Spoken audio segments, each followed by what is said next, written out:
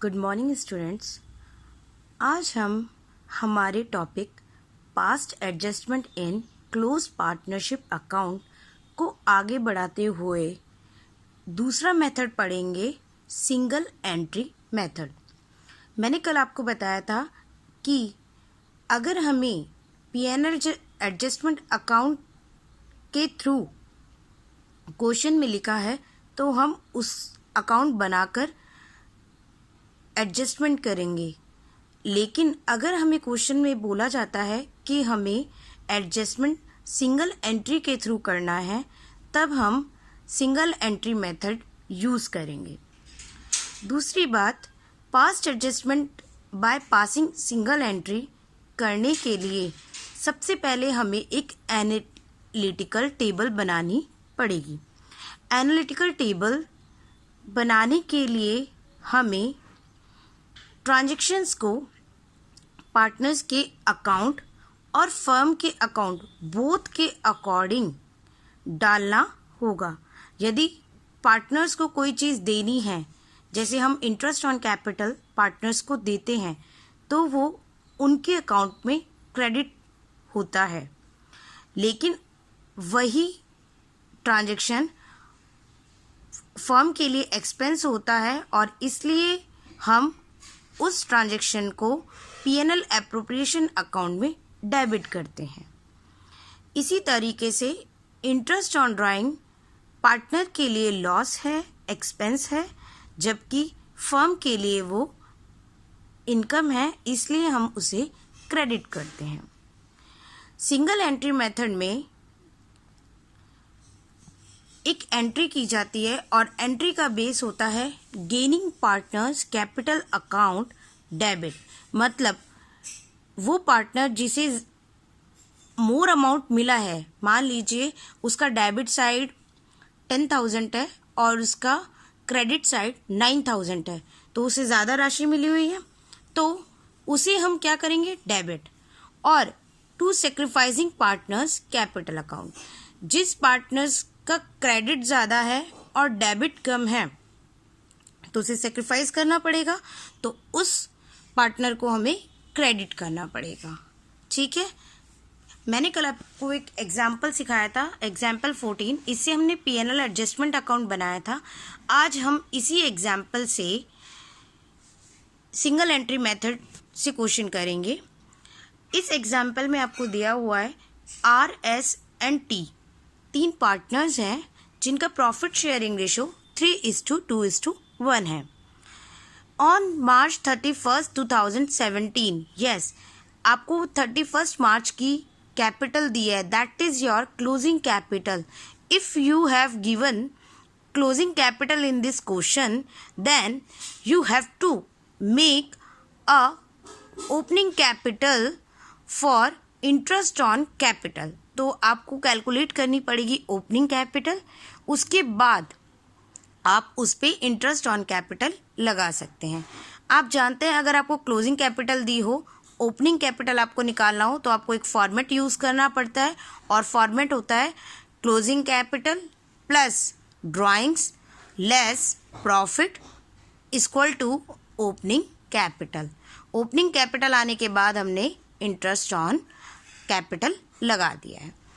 यहाँ पे हमें क्वेश्चन में ड्राइंग दी हुई थी जो 15,000 10,000 और 8,000 थी, और उस पर ऑलरेडी इंटरेस्ट दिया हुआ था निकाल कर। अगर हमें ऑलरेडी इंटरेस्ट निकाल के दिया है तो हमें लगाने की ज़रूरत नहीं है। हमारे पास इंटरेस्ट किस पे नहीं है, ओपनिंग इंटरेस्ट ऑन कैपिटल पर, उसके लिए हमने इंटरेस्ट ऑन कैपिटल निकाल लिया है। नेक्स्ट हमें इस क्वेश्चन में दिया हुआ है कि हमारे पास जो प्रॉफिट है वो प्रॉफिट इन दोनों एडजस्टमेंट से बिफोर का है और वो कितना है, 60,000। तो आपको make necessary adjustment entries and PNL adjustment account, या फिर आपको सिंगल एंट्री मेथड से ये क्वेश्चन करना है। क्लोजिंग कैपिटल से पहले हमने ओपनिंग कैपिटल निकाली, उस पर हमने इंटरेस्ट ऑन कैपिटल निकाला। अब हमें सिंगल मेथड से क्वेश्चन करना है, तो उसके लिए हम एनालिटिकल टेबल बनाएंगे। एनालिटिकल टेबल मैं आपको बता देती हूँ, इस तरीके से बनेगी। देखिए, सिंगल एंट्री मेथड है ये। एनालिटिकल टेबल बनाने के लिए हमने तीनों पार्टनर्स को सबसे पहले उनका डेबिट और क्रेडिट लिख लिया है। देखिए, फर्स्ट है आर का डेबिट और क्रेडिट, दूसरा है एस का डेबिट और क्रेडिट, तीसरा है टी का डेबिट और क्रेडिट, और फोर्थ कॉलम में है फर्म का डेबिट और क्रेडिट। आप जानते हैं जो चीज़ फर्म के लिए एक्सपेंस है वो चीज़ पार्टनर्स के लिए इनकम है। तो इंटरेस्ट ऑन कैपिटल जो कि फर्म के लिए एक्सपेंस है, इसलिए उसका टोटल हमने कहाँ दिखाया है, डेबिट साइड, जबकि यही चीज़ पार्टनर्स के लिए क्या है, इनकम। तो हमने 10,000, 6,000 और 4,000 कहाँ दिखाए हैं, पार्टनर के क्रेडिट साइड में। इंटरेस्ट ऑन ड्राइंग पार्टनर्स के लिए एक्सपेंस है, इसलिए हमने उसे डेबिट साइड में दिखाया है, जबकि ये फर्म के लिए इनकम है, इसलिए हमने इसको क्रेडिट साइड में दिखाया है। इस क्वेश्चन में सिर्फ 2 एडजस्टमेंट दिए हैं, इसलिए हमने दोनों का लेखा कर दिया है, इंटरेस्ट ऑन कैपिटल का भी और इंटरेस्ट ऑन ड्राइंग का भी। दोनों एडजस्टमेंट करने के बाद हम देखेंगे कि दोनों साइड क्या इक्वल है, नहीं, दोनों साइड इक्वल नहीं है। डेबिट साइड 20,000 है जबकि क्रेडिट साइड 2,000 है, इसलिए हम इसको इक्वल करने के लिए क्रेडिट साइड में 18,000 लिखेंगे। इसका मतलब डेबिट साइड ज़्यादा है तो ये क्या है, एक्सपेंस ज़्यादा है, इसका मतलब आपको लॉस हुआ है। लॉस कितने का, 18,000 का।